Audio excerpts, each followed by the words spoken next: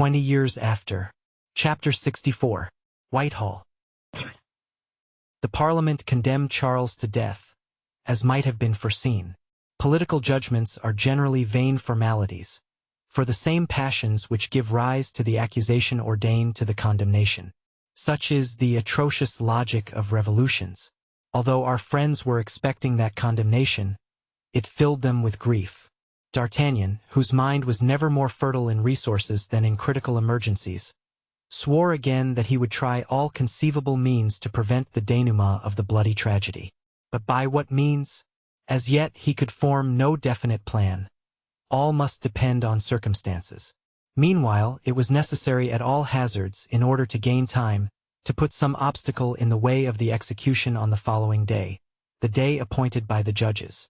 The only way of doing that was to cause the disappearance of the London executioner. The headsman out of the way, the sentence could not be executed. True, they could send for the headsman of the nearest town, but at least a day would be gained, and a day might be sufficient for the rescue. D'Artagnan took upon himself that more than difficult task. Another thing, not less essential, was to warn Charles Stuart of the attempt to be made, so that he might assist his rescuers as much as possible, or at least do nothing to thwart their efforts. Aramis assumed that perilous charge. Charles Stuart had asked that Bishop Juxon might be permitted to visit him. Mordaunt had called on the bishop that very evening to apprise him of the religious desire expressed by the king, and also of Cromwell's permission.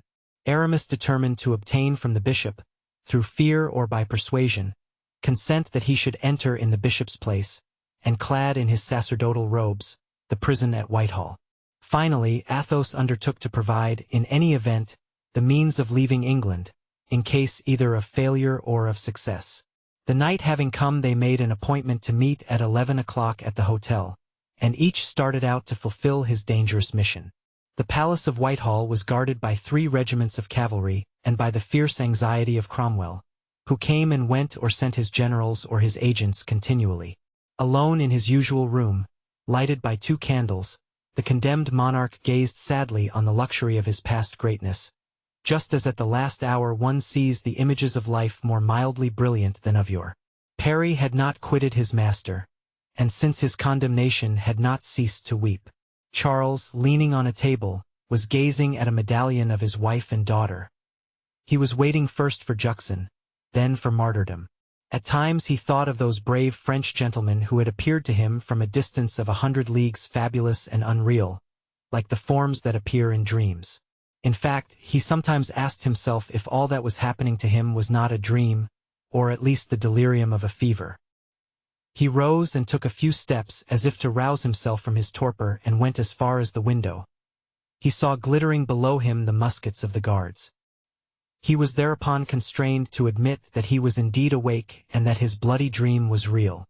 Charles returned in silence to his chair, rested his elbow on the table, bowed his head upon his hand, and reflected. "Alas," he said to himself, "if I only had for a confessor one of those lights of the church, whose soul has sounded all the mysteries of life, all the littlenesses of greatness, perhaps his utterance would overawe the voice that wails within my soul. But I shall have a priest of vulgar mind, whose career and fortune I have ruined by my misfortune. He will speak to me of God and death, as he has spoken to many another dying man, not understanding that this one leaves his throne to an usurper, his children to the cold contempt of public charity." And he raised the medallion to his lips. It was a dull, foggy night. A neighboring church clock slowly struck the hour. The flickering light of the 2 candles showed fitful phantom shadows in the lofty room. These were the ancestors of Charles, standing back dimly in their tarnished frames. An awful sadness enveloped the heart of Charles. He buried his brow in his hands and thought of the world, so beautiful when one is about to leave it, of the caresses of children, so pleasing and so sweet, especially when one is parting from his children never to see them again. Then of his wife, the noble and courageous woman who had sustained him to the last moment. He drew from his breast the diamond cross and the star of the Garter which she had sent him by those generous Frenchmen. He kissed it, and then, as he reflected, that she would never again see those things till he lay cold and mutilated in the tomb, there passed over him one of those icy shivers which may be called forerunners of death. Then, in that chamber which recalled to him so many royal souvenirs, whither had come so many courtiers, the scene of so much flattering homage, alone with a despairing servant, whose feeble soul could afford no support to his own, the king at last yielded to sorrow, and his courage sank to a level with that feebleness, those shadows, and that wintry cold. That king, who was so grand, so sublime in the hour of death, meeting his fate with a smile of resignation on his lips, now in that gloomy hour wiped away a tear which had fallen on the table and quivered on the gold-embroidered cloth. Suddenly the door opened, an ecclesiastic in episcopal robes entered, followed by 2 guards, to whom the king waved an imperious gesture. The guards retired. The room resumed its obscurity. "Juxon!" cried Charles. "Juxon, thank you, my last friend. You come at a fitting moment." The bishop looked anxiously at the man sobbing in the inglenook. "Come, Parry," said the king. "Cease your tears." "If it's Parry," said the bishop, "I have nothing to fear. So allow me to salute your majesty and to tell you who I am and for what I am come." At this sight and this voice Charles was about to cry out, when Aramis placed his finger on his lips and bowed low to the King of England. "The Chevalier," murmured Charles. "Yes, sire," interrupted Aramis, raising his voice. "Bishop Juxon, the faithful knight of Christ, obedient to your majesty's wishes." Charles clasped his hands, amazed and stupefied to find that these foreigners, without other motive than that which their conscience imposed on them, thus combated the will of a people and the destiny of a king. "You," he said, "you, how did you penetrate hither? If they recognize you, you are lost. Care not for me, sire. Think only of yourself. You see, your friends are wakeful. I know not what we shall do yet, but 4 determined men can do much. Meanwhile, do not be surprised at anything that happens. Prepare yourself for every emergency." Charles shook his head. "Do you know that I die tomorrow at 10 o'clock? Something, your majesty, will happen between now and then to make the execution impossible." The king looked at Aramis with astonishment. At this moment a strange noise, like the unloading of a cart, and followed by a cry of pain, was heard beneath the window. "Do you hear?" said the king. "I hear," said Aramis, "but I understand neither the noise nor the cry of pain."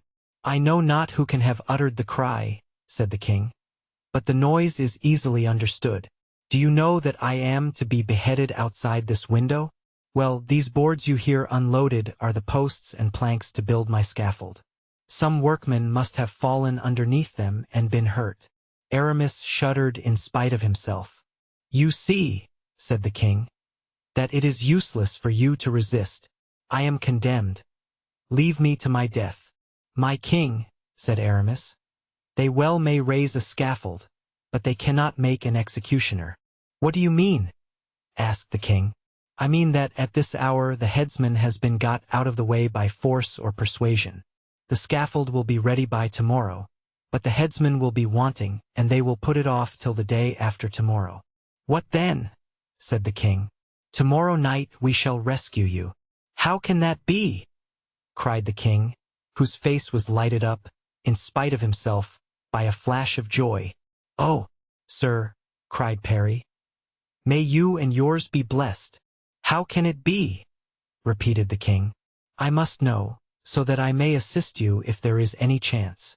"I know nothing about it," continued Aramis, "but the cleverest, the bravest, the most devoted of us 4 said to me when I left him, 'Tell the king that tomorrow at 10 o'clock at night we shall carry him off.' He has said it and will do it." "Tell me the name of that generous friend," said the king, "that I may cherish for him an eternal gratitude, whether he succeeds or not." "D'Artagnan, sire, the same who had so nearly rescued you when Colonel Harrison made his untimely entrance." "You are, indeed, wonderful men," said the king. "If such things had been related to me, I should not have believed them." "Now, sire," resumed Aramis, "listen to me. Do not forget for a single instant that we are watching over your safety. Observe the smallest gesture, the least bit of song, the least sign from anyone near you. Watch everything, hear everything, interpret everything." "Oh, Chevalier," cried the king, "what can I say to you?